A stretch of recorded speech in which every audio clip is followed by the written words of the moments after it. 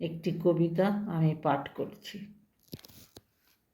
আমি তো তোমার কাছে ঋণী আছি, বৃত্তে বা সামর্থ্যে নয়, চিত্তের বিপুল বিস্তারে দিয়েছ মেঘের ছায়া, চৈত্রের প্রখর রোদ্দুরে।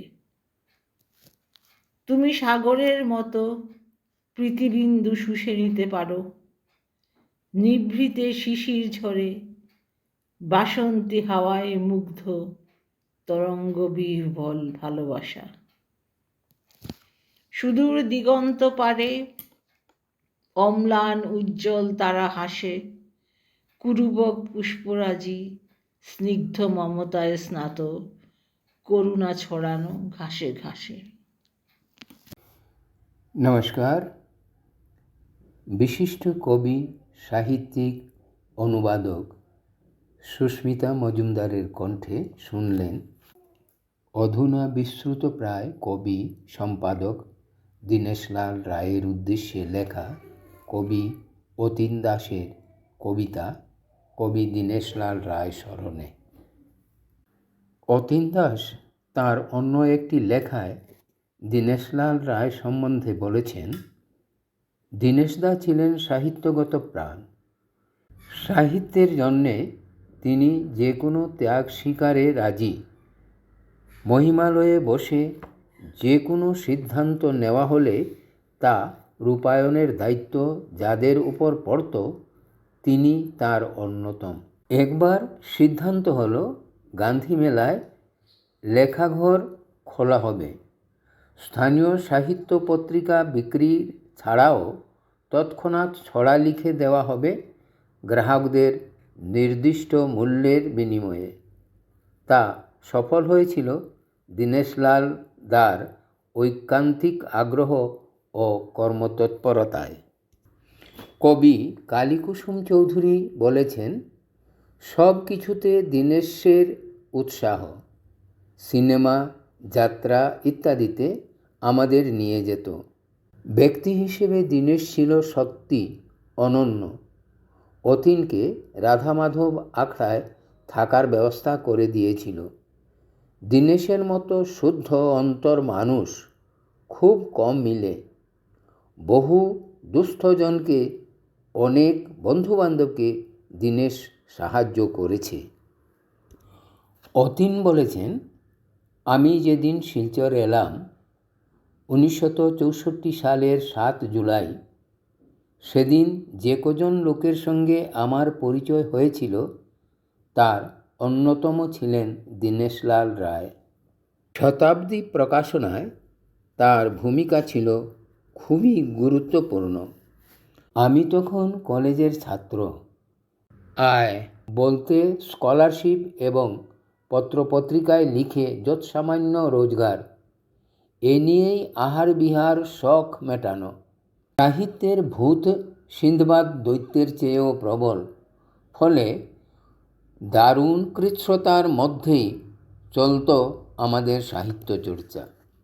কালীকুসুম চৌধুরী লিখেছেন, দীনেশের কবিতা সম্বন্ধে দগ্ধমুখ নামে শক্তিপদ ব্রহ্মচারীর স্থানীয় সাপ্তাহিক জনশক্তিতে একটি রচনা প্রকাশিত হয়। আমি যেহেতু দীনেশকে খুব ভালোবাসতাম, ওই রচনার তীব্র ভাষায় প্রতিবাদ করি, কারণ ওই রচনাটিতে দীনেশের কবিতার বিরুদ্ধে মন্তব্য করা হয়েছিল। পৌরসভায় তখন সাহিত্যচক্র হতো। একবার দীনেশ একটি কবিতা পাঠ করে শোনায়। তখন যুগান্তর পত্রিকার শিলচরের প্রতিবেদক স্বর্গীয় বিনয়েন্দ্র চৌধুরী কবিতাটির মর্মার্থ জানতে চান। উদ্দেশ্য দীনেশকে কোণঠাসা করা। আমি তখন দীনেশকে সমর্থন করে বলি, কবিরা কবিতা রচনা করেন ভাবাবেগে, বিশেষ এক মানসিক অবস্থায়। কবিতার মর্মার্থ বোঝানোর দায়িত্ব তাঁদের নয়। পাঠক নিজ অভিরুচি অনুযায়ী তা গ্রহণ করেন। দীনেশ ভালো মানুষ, আমাদের বন্ধু, তাই তার পক্ষে সর্বদা আমি মুখর থাকতাম। তিনি লিখেছেন, তার সারল্য নিয়ে অনেকেই কটাক্ষ করতেন, তাকে রাগাবার জন্যে নানাভাবে কসরত চালাতেন আড্ডার বন্ধুবান্ধবরা। কিন্তু দীনেশদা অনেক সময় উত্তেজিত হলেও আসলে ছিলেন নির্বিষ, কারো প্রতি কখনো বিদ্বেষ প্রকাশ করতে দেখিনি। বরাক উপত্যকার ভিন্ন ভাষাভাষী 128 জন কবির কবিতা হিন্দিতে অনুবাদ করে বারাক প্রকাশন থেকে প্রকাশ করা হয়েছিল। ওই সংকলনে দীনেশলাল রায়ের কবিতাও ছিল। অনুবাদ দেখে দিলারা খুব আনন্দিত হয়েছিলেন এবং তার আগ্রহে পরবর্তী সময়ে আমি তার কবিতা বইয়ের হিন্দি অনুবাদ করি এবং আমার পত্নী অন্নপূর্ণা দেবী বার্মাকে সহায়তা করে অসমীয়া ভাষায় অনুবাদ করতে সক্ষম হই। ইতিপূর্বে অতীন দাস এবং কালীকুসুম চৌধুরীর অসমীয়া অনুবাদ পুস্তকাকারে প্রকাশ করা সম্ভব হয়েছিল। দিলারা একথা জানার পর খুব আবেগপ্রবণ হয়েছিলেন। আমি বই প্রকাশের জন্য কিছু আর্থিক অনুদান চেয়েছিলাম। তিনি দিবেন বলে দীর্ঘদিন চুপ করে থাকেন। আমি সংকোচে বিষয়টি অতঃপর এড়িয়ে চলতাম। শেষ পর্যন্ত হিন্দি এবং অসমীয়া কোনো অনুবাদই পুস্তকাকারে বের করা সম্ভব হয়নি। কালীকুসুম চৌধুরী বলেছেন, এসআইবিতে চাকরি করত, তা বলে দীনেশ নিজের নামে পত্রিকা প্রকাশ করতে পারে না। তার চাকুরিতে অসুবিধা হবে, তাই সে সংক্ষিপ্ত দিলারা নাম লিখত। ওই সময় আমি লুব্ধক পত্রিকায় একবার যথেচ্ছ সাহিত্য চর্চার বিরুদ্ধে মতামত প্রকাশ করি। অতন্দ্র এবং শতাব্দী নিয়ে তখনকার সাহিত্যিক মহল বেশ সরগরম ছিল। সাহিত্য ইতিহাসের প্রেক্ষাপটে দীনেশলাল রায়ের অবস্থান কোথায় হবে, এই ব্যাপারে কোনো মর্মজ্ঞ সাহিত্যিক যথাসময়ে আলোকপাত করবেন বলে আমার বিশ্বাস। 28 অক্টোবর দীনেশলাল রায়ের জন্মদিন।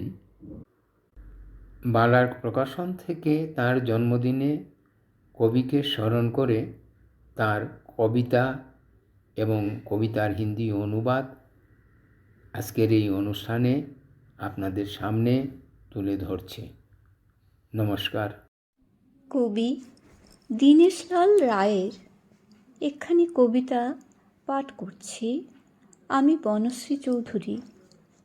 কবিতার নাম শেষ চন্দনলিপি।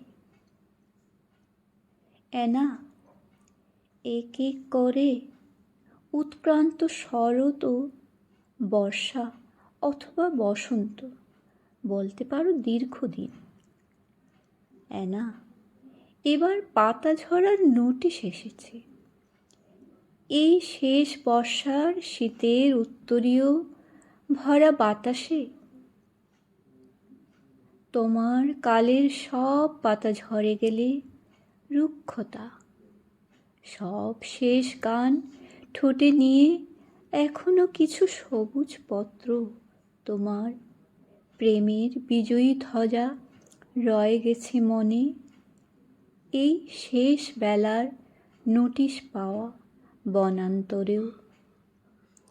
এরপর প্রশ্ন যদি করো, বলতে আমাকে হবে, সেই শীতের সাইবেরিয়া পার হয়ে আবার সবুজ দেশও আছে। আবার আমার চিন্তা বিচ্ছিন্ন আত্মীয়তার ঝর্ণাকে করে দেবে উত্তাল। শেষ পাতা ঝরার উত্তর ফাল্গুনি রাতে এনা আমি এই হেমন্তের পক্কশিষ্য শস্য গুচ্ছ নিয়ে এখন বন্দনাগান চন্দনলিপিতে লিখি। এখনো শীতের বাকি, এখনো রয়েছে কিছু পাতা, শিম ফুলের বেগুনি প্রাণের মাদক গন্ধে। অ্যানা, আসতে কি পারো না পার হয়ে হেমন্তের পথ বেয়ে নতুন আলপনার মতো লক্ষ্মী পায়ের ছাপ এঁকে শীতের পূর্বাহ্ন উৎসবে। ধন্যবাদ। नमस्कार, मैं प्रियंका द्विवेदी सुजन माझी दिनेश लाल राय जी की कविता का पाठ कर रही हूँ।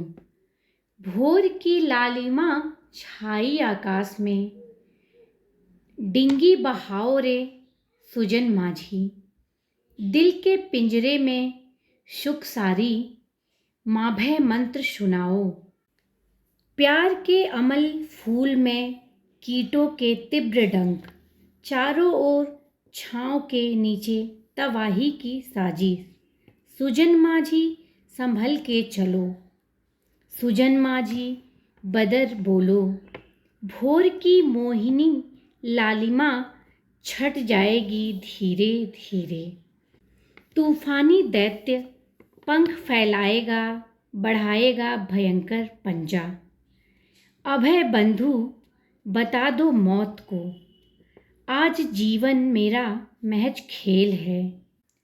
प्यार का बकुल फूल है सीने में, झर जाएगा वह चुपचाप।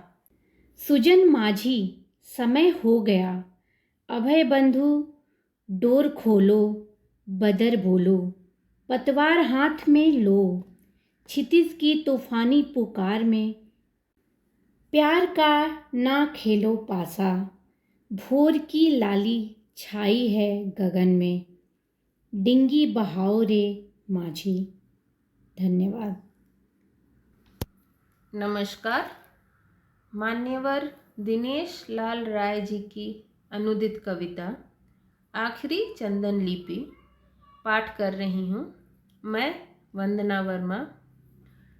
ऐना, एक एक कर शरद ऋतु का अंत हो गया। वर्षा और बसंत कह सकती हो लंबे समय तक रहें। ऐना, अब पतझड़ का नोटिस आ गया। यह अंतिम वर्षा की ठंड भरी ओढ़नी ओढ़ी है हवा। तुम्हारे समय के सारे सूखे पत्ते झड़ जाने के बाद अंतिम गीत होठों पे लिए अभी भी कुछ हरे पत्ते तुम्हारे प्यार के विजय ध्वज लहरा रहे हैं मन में।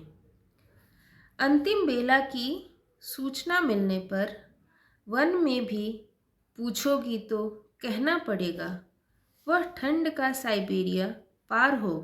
फिर हरा भरा देश है ना। फिर मेरी चिंता शीर्ण झरना को कर देगी उत्ताल।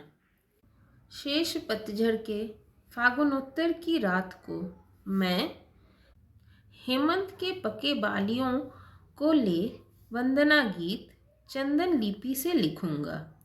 शीत अभी बाकी है, अभी भी कुछ पत्ते सलामत हैं। सेम के फूलों की बैगनी मादकता में ऐना, क्या तुम आ नहीं सकती?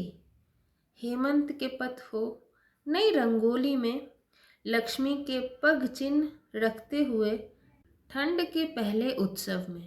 धन्यवाद। আজকের এই অনুষ্ঠানের শিল্পীরা হলেন গুয়াহাটি থেকে সুস্মিতা মজুমদার, শিলচর থেকে কবি বনশ্রী চৌধুরী, বেঙ্গালুরু থেকে প্রিয়াঙ্কা দ্বিবেদী ও বন্দনা বার্মা।